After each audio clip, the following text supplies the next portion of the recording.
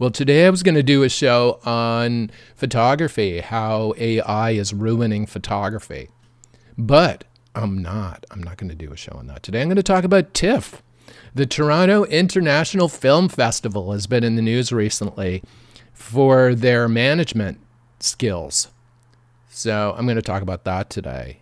This is a show about jewelry, why we wear it, why it matters, how it's made, and what it means. I'm Alex D, and I turn cannabis into gold. I make mind-blowing jewelry in gold, silver, and platinum from cannabis plants here in Canada for stage, screen, for people who want to rock crazy jewelry. I'm the Cannabis Goldsmith.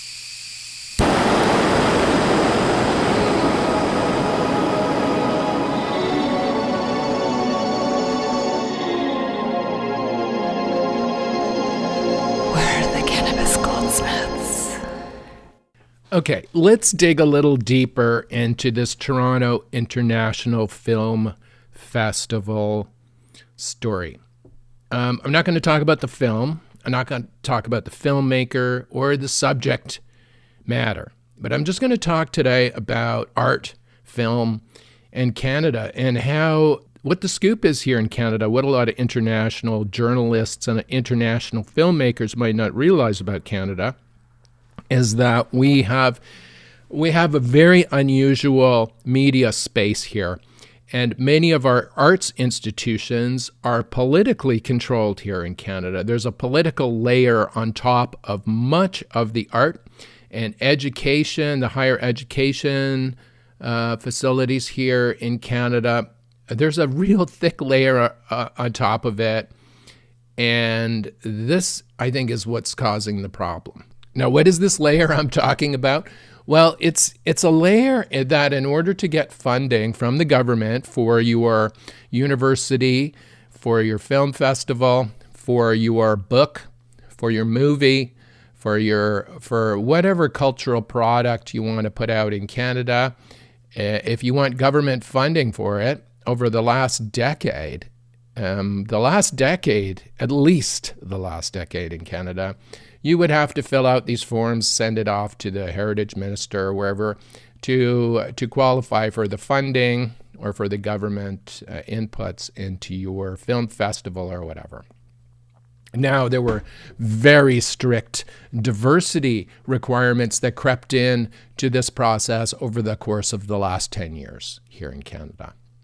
And as a result, much of the funding that's dished out has strings attached to it, that these organizations have to do certain things in order to receive the funding. Now, whether they do it or not is up to them, I suppose, and if they don't do it, it's up to the government to hold them to account or pull the money, right?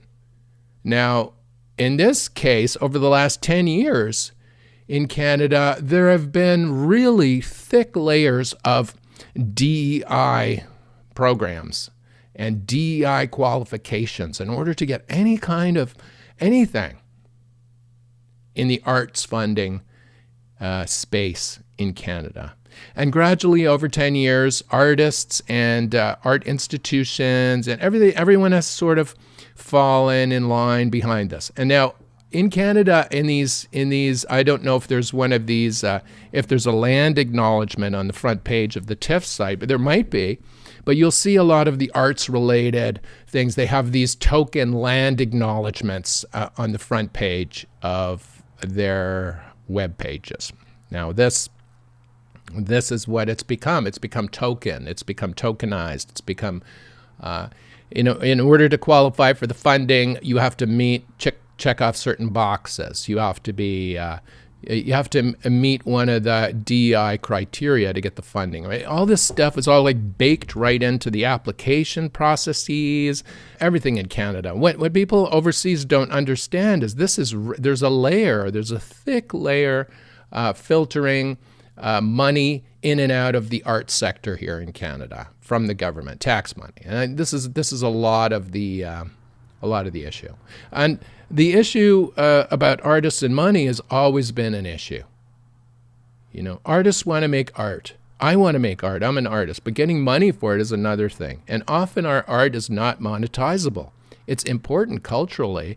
It's significantly important. It's important for the country, the community we live in, people internationally to see it, but there's no money in it. And in order to get the art produced, the government has stepped in with these kind of grants and funding assistance and this kind of stuff. Now, the TIFF people have got like $30 million in tax money input into their organization. So I'm sure there are certain criteria that they had to meet in order to get that. Now, whether their decision to censor this film, whether that was a criteria to receive the funding that they had to censor the film or not, whether they had to let the film pass through, whether that was part of the criteria of receiving the tax money. It would be interesting to see what criteria they had to meet in order to get this $30 million that they apparently received from the federal government. But whatever. The whole space here, the art space in Canada, is really, really, it's got a thick shell on top of it of government and government funders and non-government receivers of the funds. There's all these things that have sprung up in the middle now, like a middleman, that are getting between the artists and the funding. And these are the people that control the festivals and the magazines and the media space in Canada. They control our little we're not big, right? We don't have big U.S. markets or we don't have a huge population base, you know. But they control. We have a small pond. They're the big fish in the small pond, and they control what the relationship between the money and the artist, and who gets to see the artist's work. So they have an enormous amount of power. Some of these entities like TIFF and our magazines or reporters in the art scene or whatever in Canada, they have the size of our country, they have some substance, right? So they have some weight in the art community in Canada, and this is the problem of these star chambers that are deciding what art is and what art isn't. Now the poor artist here is they're stuck, right? What when I was looking at this TIFF thing from the artist's perspective, I've mentioned here I'm working on producing a documentary film about the rave scene in Canada, right, in the 90s, what the music scene, the birth of electronic music in Canada, based on all the still photography from Tribe magazine, the magazine I published in the 90s. It was all extremely rare photography. It's going to be an incredible documentary film about Canadian music and the birth of Canadian electronic music, backed with incredible rare photography and a fabulous soundtrack of music from the period by Canadian artists. Now, this would be something you would think that TIFF would show at their festival, right? Now, I haven't thought far ahead as envisioning myself in the TIFF festival after everyone has seen the documentary and me standing there bowing as everyone is applauding me. Now, I suspect a lot of directors or producers of films, this is what drives them forward. They have this sense of being on stage and getting the accolades for a film well received. Now, this is not why I'm doing it. I mean, I'm doing it to share knowledge. I'm doing it to preserve culture. That's my goal. I mean, I don't want like an Academy Award for it. I just want to make sure the culture is preserved. My needs are much more defined and smaller than many, I suppose, but whatever it takes to get you to make your film or whatever, if that vision of yourself getting accolades for making it is what you need to produce the film, well, do it, do that, use it as a forcing function to get get your ass in gear to make your documentary film and get it shown. But when I'm thinking about my own film, okay, let's see. Do I even want it at the Toronto International Film Festival, where this Star Chamber will sit down and decide whether it meets their DEI criteria for being shown at the festival, even though it would be an important film for Canadian heritage and culture, would be incredibly rare visuals and stuff in it. You know, it would be the ideal film to show at the festival. But you see, I would have to, I suppose, apply to have it shown there. And this is the part that artists hate. After we've produced the damn film, after we've done the work, we put our whole body and soul into it. We have someone like the TIFF director, Cameron Bailey, want us to rename it because it doesn't suit their checkboxes, you know. This is the problem. But it's a problem that is apparent in other countries around the world, but here in Canada, it's baked into our rules and regulations now. It's baked into these organizations' governing principles. It's even on the home page of many arts organizations of Canada. This DEI stuff is still there. It's been flushed out of most of the rest of corporate Canada, but it's still there in the art and education institutions of Canada. Now, if it's doing something good, then leave it in place. But I believe, and I gotta say, it's not doing anything. It's performative. It's performative. It's not doing anything. It's actually preventing stuff from being done. It's preventing artistic freedom in Canada. It's putting government controls and nonprofit organization controls on artists and musicians in Canada. And we don't want that. We want artistic freedom in Canada. In fact, artists need freedom to create our art in Canada and to show it. And when non-artists decide what is art, then we have a problem. So whatever TIFF does now, they've lost the respect of artists in the world. Their flubs and mistakes over this film thing, and their backpedaling and repedaling, whatever the hell they're doing, it's just a proof that they have no respect for artists anymore, unless they meet their little criteria, their little performative check boxes, whatever that is. So I have no interest in showing my documentary film there. Perhaps it would be nice, you know. The reason I'm an artist is that I want to make art. I want to make film. I want to take photographs. I want to make jewelry. I don't want Cameron Bailey getting in my way, you know. If some dude shows up between me and my art, I'm going to push him out of the way because I want to make my art. Whatever. I want people to see my art. But the problem is these guys are preventing artists from connecting with viewers. They're the gatekeepers.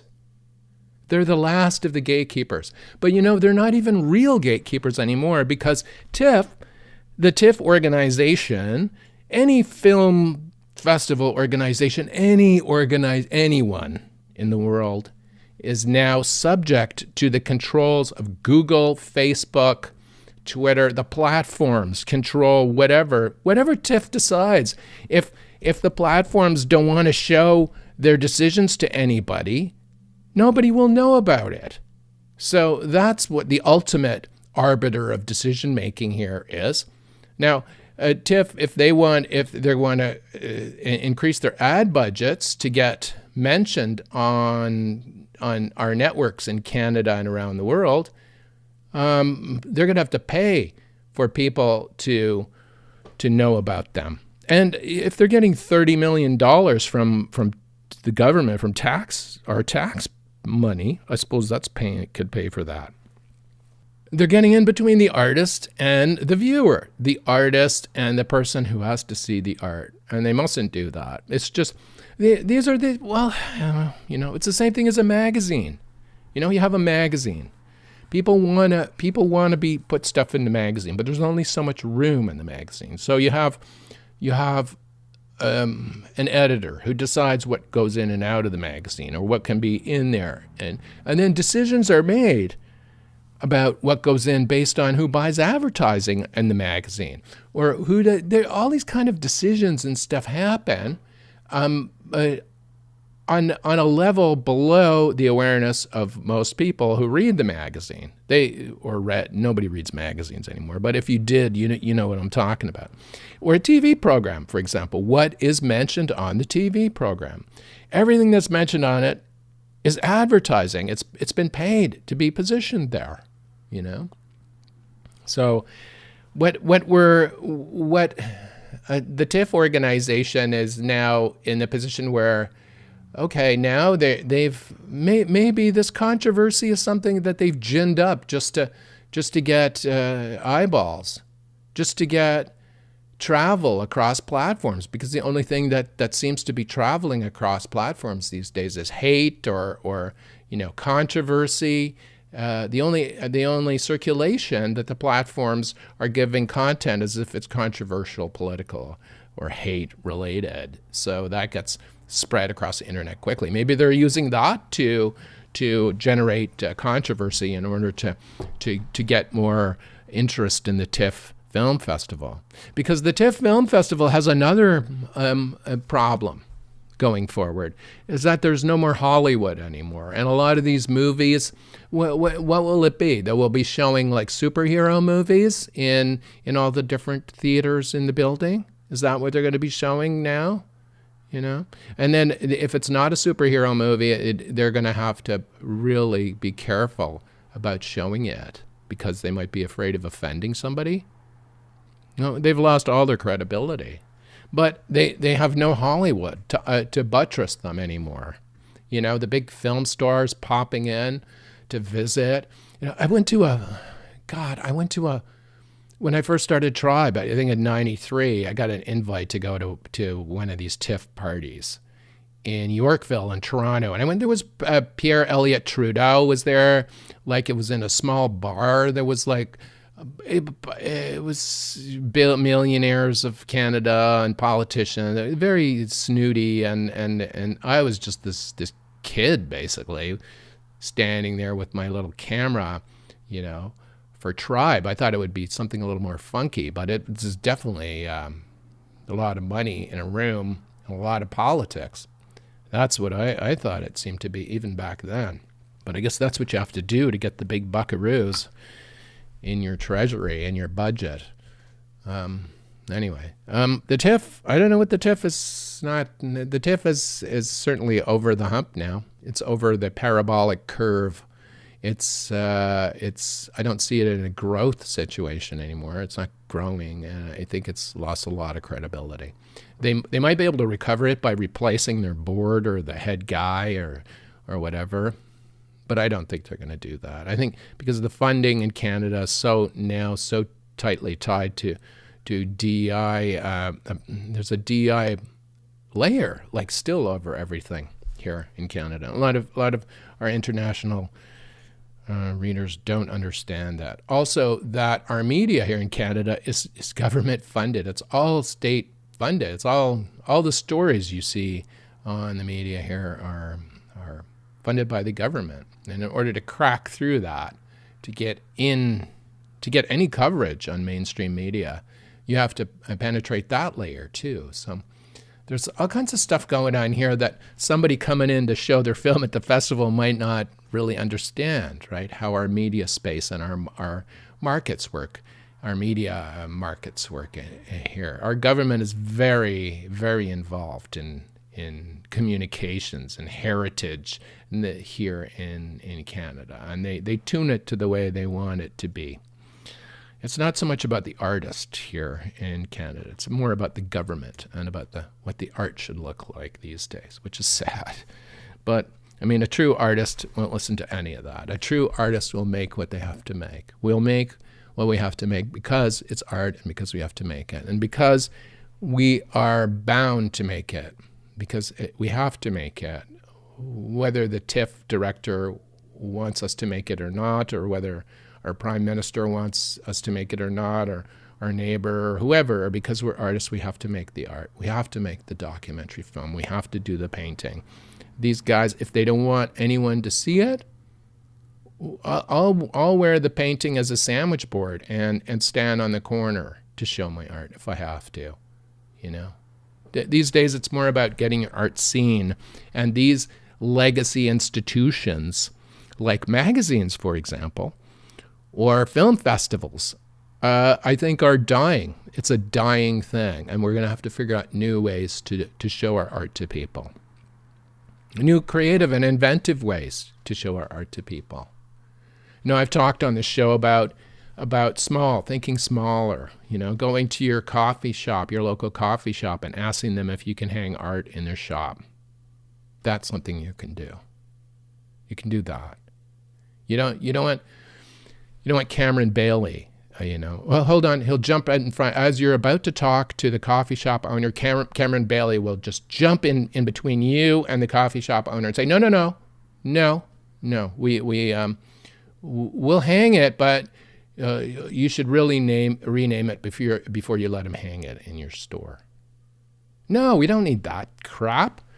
Artists need to connect with people, with Canadians, with international markets. My whole life here is about spreading the word about Canadian art, talking about it, you know, talking about our fabulous art, our fabulous artists. We don't need middlemen for this. We just need some access to platforms. We need the platforms to show our art to others. We need to focus on the pinch in the garden hose, where the garden hose is bent, that is stopping the flow of information from our art to our customers and to people who need to hear about it. And that's the platforms. It's not Cameron Bailey. I mean, he's at the mercy of the platforms. TIFF is at the mercy of the platforms. Oh, if you're wondering who Cameron Bailey is, he's the director, apparently, of TIFF. I have no idea who he is, but he's apparently they're speaking. He's the guy making all the pronouncements. So anyway, but it's you know, rather go directly, if you can, to the people than have some kind of filter or some kind of juried a selection process, or you know, having to meet certain check boxes so your art can be shown. Like, that's just diminishes art immediately, you know? The Cameron Bailification of your film in order to get it shown at TIFF. Okay, then what that does is that you look at every single film at TIFF and think, what did they have to sacrifice in order to meet the requirements of the Star Chamber, you know, to get this film shown in this building? You know, when I'm thinking about, will they ever show my film? Oh, it's unlikely. You know, just this podcast alone will probably make it unlikely they will ever show the Preserve the Beat documentary on the birth of electronic music in Canada. They're not going to show that just because I've had an honest view about them and how they appear to be to artists in Canada and around the world. You know, they're not gonna show my stuff. So I'm gonna figure out a way for people to see it. Whether it's gonna go on YouTube, whether I'll you know, get 2 flat screen TVs and make them into a sandwich board and stand at Bay and King and Bay in the financial district and show vertical videos on my big screen TV sandwich board to show people the movie. I don't care like how I'm going to do it, but I'm going to do it. See, artists, most artists aren't this driven or about showing their stuff. They're more driven about making it and getting it made. But I'm a bit of a marketer, so I'll figure out ways to get my stuff shown. You know, TIFF or no TIFF, right? I'm absolutely not counting on any kind of support from any of these folks, because art seems to be the last thing on their minds. It's more about power. It's more about control. It's more about deciding and selecting one over another for various criteria. No, that's not art. That's administration. That's bureaucracy. Artists hate that. We hate that crap. All right? Anyway, TIFF, get your act together. You've ruined your reputation in a week. You've ruined when did the festival start? In 1976. You've ruined your reputation in a week internationally. But on the upside, it doesn't matter because Hollywood doesn't exist anymore. You might be showing video games on those screens at the TIFF Lightbox in downtown Toronto instead of movies because there's no movies. Or the movies you'll have to turn the screens vertically in the theaters. How's that? Huh. Oh, man. Art, people who try and control art, you can't do it. You can't. You can try to control art and artists, but you'll never do it because we're going to keep producing the art. Some of us will get cowed and beaten by these administrators, by the bureaucracy. But a lot of us won't. A lot of us will seize that anger and make more art, even more art. That's better, that talks louder, that speaks louder. These bureaucrats, these artistic bureaucrats have no place in art. I think they're essentially parasites feeding off artists, and the taxpayer. That might be a bit strong. But if you think about it, that's what they're in the middle. They're the middlemen, sucking the best out of the middle, And the poor artist who just wants somebody to see his work, they're the afterthought, right? And then the customer who's sitting in the theater, munching on popcorn, waiting for the show to start, he has no idea that the artist had to change the name of their film, had to change, remove scenes from it, had to do all this stuff just to meet the criteria of some administration at the festival. This is what it is. This is what the film festivals are. This is what the Toronto International Film Festival has become. It's a strange world. It's like the newspaper, I suppose. It's gone. It's the dinosaur. The film festival is the dinosaur of a fading Hollywood movie industry. It was part of the marketing of that whole, it's the marketing piece. There were the different, film festivals to market movies. There are tons of money changing hands, this kind of, if the movie did well at the festival, it might do great at the box office. That's gone. It's all gone. It's finished. And TIFF is now dangling in the wind because of some weird decision making. Maybe it's time to just remove the whole board. Just get rid of them all. Start fresh. Start with, turn all the screens vertical. Let's make a vertical video festival, film festival. Let's do something different. Let's take the politics and the administration out of it. Let's make it interesting again. Let's make it novel. Let's make people come to Toronto to see art again and not politics. Anyway, that's it for me.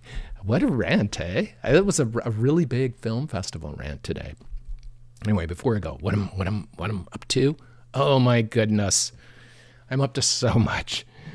Oh God, I'm taking casts. I've developed this new way to take leaf casts that I'm testing out, and it seems to be okay. It seems to be working. I'm capturing sugar maple leaves to do belt buckles and some various other leaves around the property. I've got lots of trees around here. I've got an assorted variety of trees growing on the property. Like almost every species that you can imagine that grows in Canada is growing on this property. And so I'm taking leaves off the various trees and molding them and to make belt buckles. And it seems to be working. But I've figured out a way, I think, to treat the leaves so they're much stronger that when I'm working with them and modeling them. So I've discovered this new method. It seems to be working. So that's what I'm doing. I'm still sorting out that. But I've got a sugar maple leaf belt buckle coming.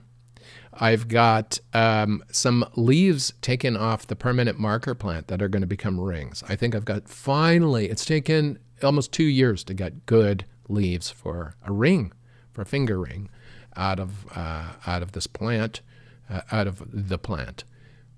And I finally got a plant that seems to be producing leaves in the geometry and the shape I need in order to create finger rings in gold and silver. So that's great. So I'm using my new modeling leaf preparation technique in order to make the leaves more castable and while keeping the detail in them.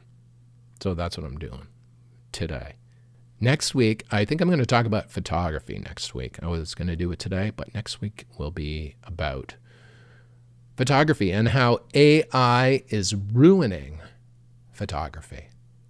See you next week. The Cannabis Goldsmith is produced by Tribe Communications, Inc. in the Thousand Islands area of Ontario, Canada. We recorded in our studio in southeastern Ontario along the St. Lawrence River, where we can see America across the river. Subscribe to the Cannabis Goldsmith wherever you get your podcasts. Follow the show and tell your fellow artist friends about it. It's the only artist podcast coming to you right from a studio every Wednesday morning. We'll see you next week on the Cannabis Goldsmith. Oh, if you want to reach me, send me an email, alexd@cannabisgoldsmith.com. Thanks for listening.